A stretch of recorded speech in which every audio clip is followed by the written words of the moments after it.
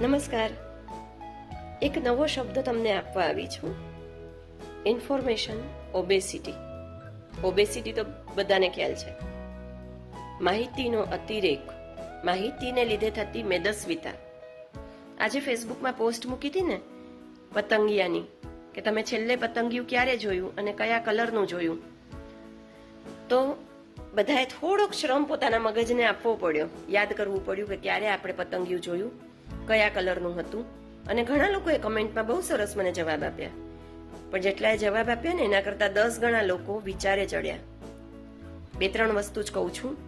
પહેલું, જો તમારા રોજબરોજના રસ્તે નાનું મોટું ઝાડ, નાના વૃક્ષો, પાર્ક, થોડોક જંગલનો ભાગ, થોડીક પ્રકૃતિ નહીં હોય ને તો જ પતંગિયા નહીં દેખાતા હોય. બાકી પતંગિયા તો લીલોતરી સહેજ આપણે કહીએ ને કે થોડુંક ફળિયામાં લીલોતરી હોય તો ત્યાંય આવીને ફૂલ ઉપર બેસે છે. એટલે પતંગિયા તમને અઠવાડિયા 10 દિવસ સુધી ન દેખાયા હોય તો ચેતી જાજો.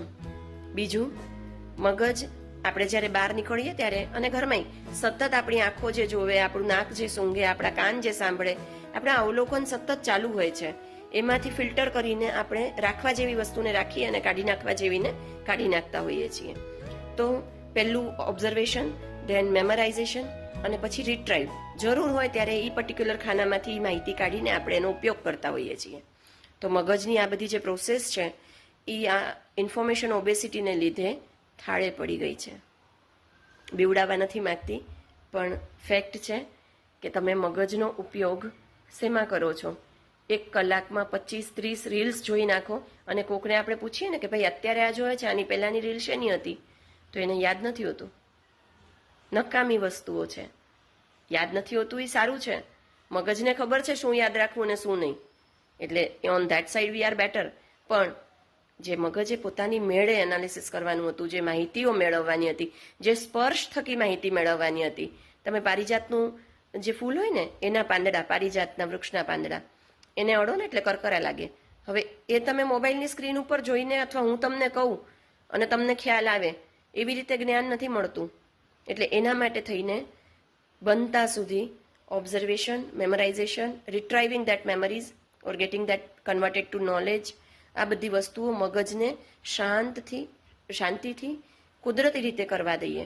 આ માહિતીનો અતિરેક આપણા મગજને ધીરે ધીરે ડલ કરી રહ્યો છે.